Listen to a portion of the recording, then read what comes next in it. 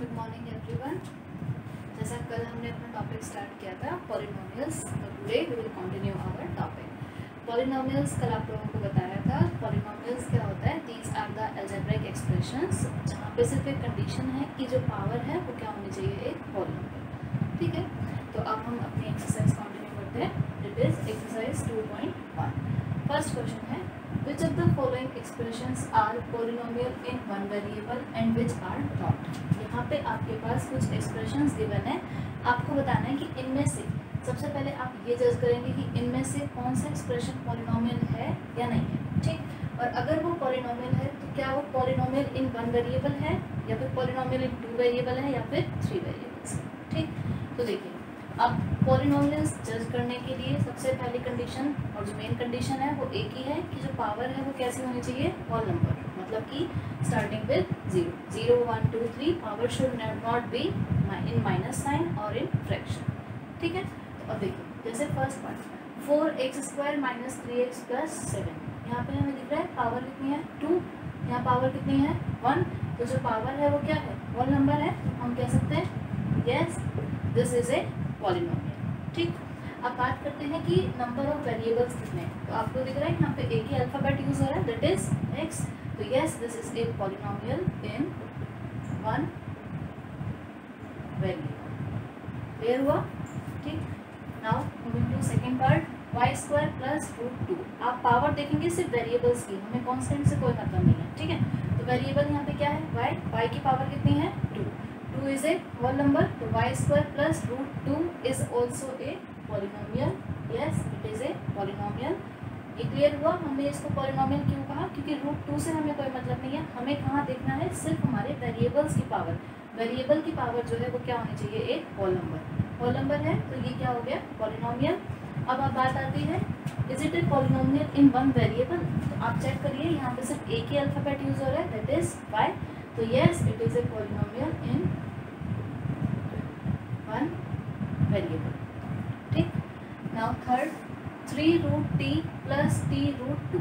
ठीक है, अब आप देखिए ध्यान से t√2, यहाँ पे तो कोई दिक्कत नहीं क्योंकि जो रूट है वो कहाँ पे आ रहा है, √2 के ऊपर, मीन्स 2 के ऊपर आ रहा है, कांस्टेंट के ऊपर। लेकिन अगर आप यहाँ ध्यान देंगे तो 3√t जो हमारे पास वेरिएबल है t, उसकी पावर कितनी हो गई रूट, मतलब √t का मतलब क्या होता है t⁻² 1/2। तो हमने क्या देखा, जो पावर है वो होल नंबर नहीं रही, वो क्या हो गई फ्रैक्शन। लेकिन पॉलिनोमियल के लिए पावर क्या होनी चाहिए, होल नंबर। तो this is not a polynomial. Clear हुआ, किसकी वजह से ये पॉलिनोमियल नहीं हुआ, बिकॉज ऑफ दिस √t। ठीक, अब सिर्फ और सिर्फ अपने वेरिएबल पे ही चेक करेंगे। नेक्स्ट है फोर्थ पार्ट y + 2/y। देखिए सिंपल y है, मीन्स पावर कितनी है 1, यहाँ तक तो कोई प्रॉब्लम नहीं है। बट आगे कितना आया +2/y, 2/y, इसका मतलब हम क्या लिख सकते हैं 2 × y⁻⁻1। तो हमने क्या देखा, पावर कितनी आ गई -1। -1 is not a whole number. लेकिन फिर से वही सेम बात है कि पॉलिनोमियल के लिए power should be a whole number. ये होल नंबर नहीं रहा, तो इसकी वजह से 2/y की वजह से ये जो एक्सप्रेशन है क्या हो गया हमारे पास, नॉट ए पॉलिनोमियल। ना क्लियर हुआ। ठीक है, now next part last is x⁻10 + y⁻3 + t⁻50। अब देखिए यहाँ पे जितने भी वेरिएबल्स है सबकी पावर होल नंबर है, 10 3 50 सब whole number. Yes it is a polynomial. First part तो हमारा क्लियर हो गया कि हाँ ये पॉलिनोमियल है। लेकिन अब हम देखते हैं कि क्या ये वन वेरिएबल में है। तो आप देखिए यहाँ पे अल्फाबेट कितने यूज हो रहे हैं, x भी है, y भी है, t भी है, 3 वेरिएबल्स आर देयर। तो yes it is a polynomial in 3 variables. Clear हो गया, बिल्कुल सिंपल है। पॉलिनोमियल्स जज करने के लिए आपको सिर्फ ये देखना है कि जो वेरिएबल्स हैं उनकी पावर क्या होनी चाहिए, एक होल नंबर होनी चाहिए। सिर्फ और सिर्फ आप वेरिएबल्स की पावर देखिएगा, और होल नंबर में स्टार्टिंग विद 0, फ्रैक्शन में नहीं होना चाहिए और -9 नहीं होना चाहिए। ठीक है, now come to second question. कहता है राइट कोफिशिएंट ऑफ x²। हमें कोफिशिएंट बताना है किसका, x² in the following. Coefficient आपको बताया था, जब भी आपसे किसी भी एक्सप्रेशन का कोफिशिएंट पूछा जाए तो आप क्या करते हैं, उसके आगे जो भी कांस्टेंट टर्म या फिर कुछ भी लिखा है दैट इज द कोफिशिएंट। ठीक है, अब देखिए फर्स्ट पार्ट है 2 + x² + x। ठीक, हमसे पूछा गया कोफिशिएंट ऑफ एक्स स्क्वायर। तो आप ये देखिए एक्स स्क्वायर के आगे कांस्टेंट क्या आ रहा है मल्टीप्लाई में, तो आप कहेंगे एक्स स्क्वायर के आगे तो कुछ भी नहीं है, कुछ भी नहीं है, तो हम क्या लिख सकते हैं 1 इंटू एक्स स्क्वायर लिख दें। तो हमने क्या देखा एक्स स्क्वायर के आगे कितना आया 1, तो coefficient of x square is, बिल्कुल सिंपल है, कोफिशिएंट क्या होता है जो भी उसके आगे कांस्टेंट टर्म लिखी होती है मल्टीप्लाई में उसको हम क्या कहते हैं कोफिशिएंट। ठीक, जैसे इसी क्वेश्चन में आपसे पूछा जाए कोफिशिएंट ऑफ एक्स, तो एक्स के आगे कुछ भी नहीं है, इसका मतलब क्या है 1 लिखा हुआ है, तो कोफिशिएंट ऑफ एक्स भी कितना हो गया 1। ठीक, लेकिन अभी सिर्फ हमें क्या बताना है coefficient of x square. Moving to next question that is 2 minus X square plus X cube. तो आप ध्यान दीजिएगा एक्स स्क्वायर के आगे कितना आ रहा है, कोई भी कांस्टेंट अभी तक हमें नहीं दिख रहा तो हमने लिख दिया 1। ठीक, लेकिन आप ध्यान दीजिएगा यहाँ पे साइन क्या आ रहा है माइनस, तो एक्स स्क्वायर के आगे कितना आ गया हमारे पास -1, तो coefficient of x square is -1। यहाँ पर भी coefficient of x square is +1, लेकिन +1 और 1 सेम ही होता है, तो हम इसको सिंपल क्या लिख देते हैं 1। लेकिन यहाँ पे coefficient of x square is -1 को आपको स्पेसिफाई लिखना पड़ेगा, that is -1। Clear? Now next part, π/2 x square plus x, coefficient of x square. तो आप वही देखिए एक्स स्क्वायर के आगे क्या लिखा हुआ है, कांस्टेंट टर्म कितनी है π/2, तो simple coefficient of x square is π/2। बिल्कुल सिंपल है, जो जिसका भी आपसे कोफिशिएंट पूछा गया है उसके आगे जो भी कांस्टेंट टर्म है that is it's coefficient. Clear?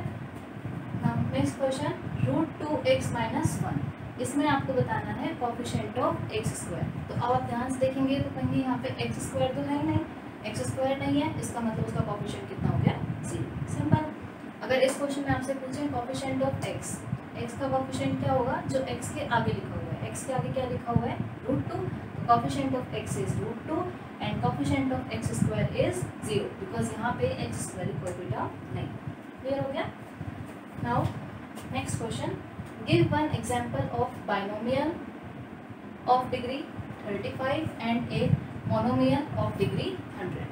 हमें एक एग्जांपल देना है किसका, बाइनोमियल। बाइनोमियल कल आपको बताया था, पॉलिनोमियल्स को हमने नंबर ऑफ टर्म्स के रिगार्डिंग कुछ पार्ट्स में क्लासिफाई किया है, दैट इज मोनोमियल जिसके पास एक टर्म होती है, binomial having 2 terms, trinomial having 3 terms. Clear? और डिग्री क्या होता है हमारे पास, highest power in a polynomial is known as degree of that polynomial. Clear? तो देखिए हमें सिर्फ एक एग्जांपल देना है, तो बहुत सारे एग्जांपल्स आप कोई भी दे सकते हैं, एक देते हैं बाइनोमियल ऑफ डिग्री 35, तो मैंने लिख दिया 100x to the power 35 minus 50x। Check करिए नंबर ऑफ टर्म्स कितनी है 2 है, तो ये क्या हो गया बाइनोमियल हो गया। Degree, degree means highest power कितनी है 35 है, तो ये हमारे पास जो एक्सप्रेशन है जो पॉलिनोमियल है वो क्या हो गया बाइनोमियल ऑफ डिग्री 35। ये क्लियर हुआ? नेक्स्ट हमें किसका एग्जांपल देना है, मोनोमियल का of degree 100। Monomial means number of term should be only 1 और डिग्री कितनी होनी चाहिए 100। तो हम एग्जांपल ले लेते हैं इसका 9x to the power 100। Number of term 1 ही है, 9x टू द पावर 100 और यहाँ पे हाईएस्ट पावर भी कितनी है 100 ही है, तो इसकी डिग्री कितनी हो गई 100। तीनों क्वेश्चंस आपको क्लियर हो गए? Now our next question is right degree of each of the following polynomials. कहते हैं कि जितने भी हमारे पास पॉलिनोमियल्स गिवन है उनकी आप डिग्री राइट करिए। तो डिग्री आपको क्या बताया था कि पॉलिनोमियल में जो भी हाईएस्ट पावर है that will be the degree of the given polynomial. ठीक, तो बहुत सिंपल सा क्वेश्चन है। फर्स्ट देखिए 5x³ plus 4x² plus 7x। ठीक है, तो आप यहाँ पे देखिए हाईएस्ट पावर कितनी 3 2 1, हाईएस्ट पावर कितनी हो गई 3, दैट इंप्लाइज डिग्री इज 3। बिल्कुल simple. Next is 4 minus Y square, यहाँ पे एक ही डिग्री है, कितना हमारे पास 2 है, पावर भी यही है, degree will be 2। Next is 5t minus √7। अब कंफ्यूज नहीं होना कि √7 आगे तो ये पॉलिनोमियल होगा या फिर नहीं होगा, क्योंकि पॉलिनोमियल हमें सिर्फ कहाँ पे देखना है हमारे वेरिएबल्स पे। वेरिएबल की पावर क्या है होल नंबर है, तो ये क्या है पॉलिनोमियल है। अच्छा 5t माइनस √7, t है, इसका मतलब t को हम क्या लिख सकते हैं t टू द पावर 1, तो पावर कितनी हो गई 1, तो डिग्री भी कितनी हो गई 1। नेक्स्ट इज 3 कैसा पॉलिनोमियल है, 3 इज ए कांस्टेंट पॉलिनोमियल और कल आपको बताया था कांस्टेंट पॉलिनोमियल की डिग्री इज ऑलवेज 0। क्या रीजन होता है, 3 को हम क्या लिख सकते हैं 3 इंटू 1, इस 1 को हम क्या लिख सकते हैं 3 into X to the power 0, because किसी की पावर 0 कितना होता है 1। अब 3 into X to the power power 0, ये एक पॉलिनोमियल है, पावर कितनी आ रही है 0, तो डिग्री भी कितनी होगी इसकी 0, highest power is 0, plus degree is also 0. Clear? Now the last question on this exercise, classifies the given polynomial as linear, quadratic and cubic polynomials. कहता है कि जो हमारे पास यहाँ पे पॉलिनोमियल्स गिवन है उनको आप क्लासिफाई करिए as linear, quadratic and cubic polynomial. अब कल आपको बताया था पॉलिनोमियल्स को हमने on the basis of degree कुछ पार्ट्स में डिवाइड करा है. लीनियर जिसकी डिग्री कितनी होती है 1, quadratic having degree 2 and cubic having degree 3.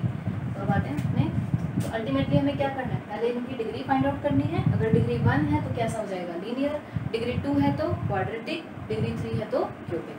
First part करते हैं, x square plus x polynomial है ये. हाईएस्ट पावर कितनी है इसकी, यहाँ पे 2 है, यहाँ पावर कितनी है 1, हाईएस्ट पावर इज 2, तो डिग्री कितनी हो गई इसकी 2.